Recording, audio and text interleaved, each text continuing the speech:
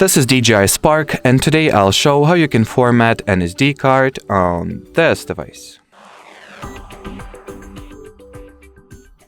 So first step that you need to take is to enter the camera view of the DJI Go 4 app on your mobile device. Next, tap at the button you'll find below, or at the icon rather, you'll find below the shutter button.